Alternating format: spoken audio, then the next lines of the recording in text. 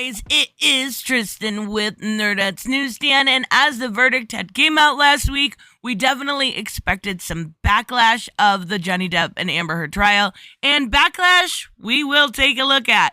This is pretty amazing to see the media respond and sometimes double down, sometimes be very inconsistent with their victim blaming, and sometimes honestly just shock you to the point of how could you actually live in reality and think the things you do? And that's the first one we're going to take a look at. I was blown away. It was so over the top that I thought it might be satire. But I want to talk about the media breakdown because I find it fascinating the way that this is being covered. I will cover it more tomorrow at 11 a.m. on one of my live streams. So I'll put that in the pinned comment. But honestly, take a look at this for me real quick.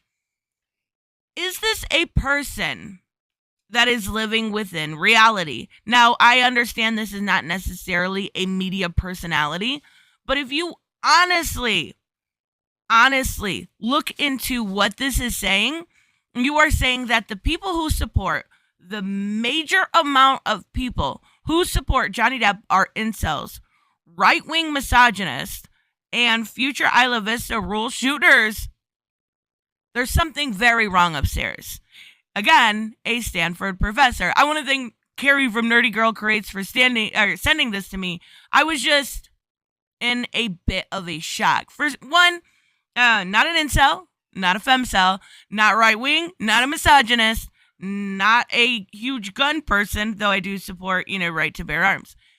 Yeah, honey. You've got it all wrong. You've got it all wrong. But since she's a nobody, I don't want to necessarily really take a lot of time with this. I just wanted to share it because it was so over the top. Now, this has gotten a lot of attention.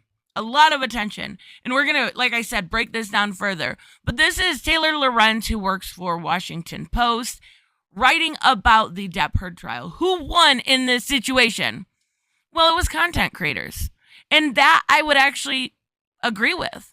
I would agree with the fact that there were a lot of content creators that took advantage of it and got the news out there. Now, whether or not they were being disingenuous or not, I actually don't care. I've said for a very long time, as long as the truth gets out there, who cares who they hear it from? Nobody is competing with the other person because they're all getting the facts out there. In a situation where we live and with the internet culture as it is, it's hard to get correct information. So as long as they are putting it out there, I don't care. So she actually hones in on a couple people. One person from Instagram, who she did get to comment on it, basically saying he made a bunch of money. It changed his life. And fair enough. But there's a couple things in here that lets me know she's really not interested in this trial, right? She talks about her politics, which is a big red flag to me, simply because of the fact that you're supposed to be talking about this trial. If you are bringing your politics into this, you're already biased. You're already showing your hand. Now, the one I mentioned from Instagram, his name was Christopher Arek. The other two, Taylor, what the fuck is wrong with you? You literally reported that you reached out to Legal Bites and that umbrella guy for comment, of which you did not. Now, it does look like she maybe reached out to Legal Bites on her Instagram and she didn't see it, but we're actually having a pushback, right? Legal Bites came out and said, yeah, I've gotten a lot of emails and your name never came up.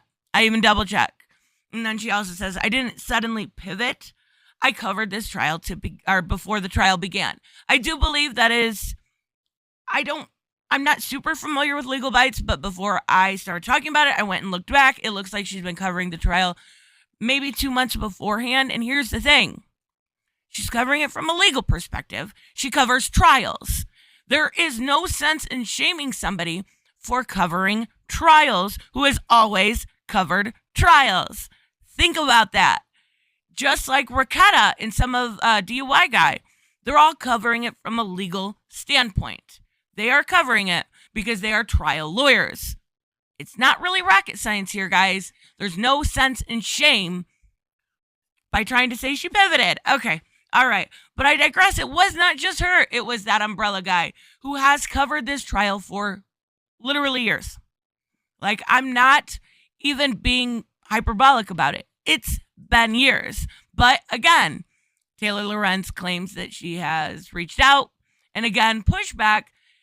Not only did they not reach out, but say they did, they only then reached out until, after writing this story. Make it make sense. And there's a lot of question out there as to why people don't trust the mainstream media. This is a perfect case and perfect example, because just like the Washington Post had to a few days ago, go back and make corrections to that Amber Heard original op-ed. You're having to constantly go back because you're putting out false information out there. Now, Taylor Lorenz came in some hot water, I would say, about 2 months ago when she went up against the libs of TikTok, that of which people were saying she put her phone number out there, which was not true, and that she doxed it, which was public information. For me, that was an entirely different situation. This situation seems to be pretty cut and dry. You have people coming out and saying, look, if you establish a pattern like we talked about last night of her not actually doing what she says, it kind of seems like you're the villain in your own story, Taylor. But we have more. I can't make it make sense. Didn't Rolling Stone used to be about music? Okay, I know it hasn't been in a very long time, but I have so many people in my comment section say, look, I am a survivor. I am trying not to trivialize abuse. That is why I want this situation and the truth out there. But men always win. Survivors are sickened by the Amber Heard verdict. There's an important conversation to be had amongst all of this. And that is that men lie, women lie. The only thing that you can believe is facts and evidence. And if you're looking at a court, if you're looking at a trial, and the facts and evidence point to the fact that Amber lied repeatedly, over and over again, this woman sat up there and killed her own credibility. And now the media is doubling and tripling down to the point where they are lying and shaming people for covering this trial and shaming people for making money off of it. Honestly, get your money. That is what capitalism is about. And if you have figured out a way to do it and beat the algorithms that, whether it's TikTok or Instagram or YouTube puts upon you, get your fucking money. Nobody cares. No one really cares besides a few journalists that are jealous. I don't know. I don't have a good reason why. I don't know why this would upset anyone, but I think it's a really important case for the media to look inward and maybe go, hey, it's time to revamp. It's time to change. But anyways, like I said, we will cover this more tomorrow during my live stream. It should be fun. It should be interesting. We'll go through the entire articles. Make sure you guys are there. And I will see you in the next one.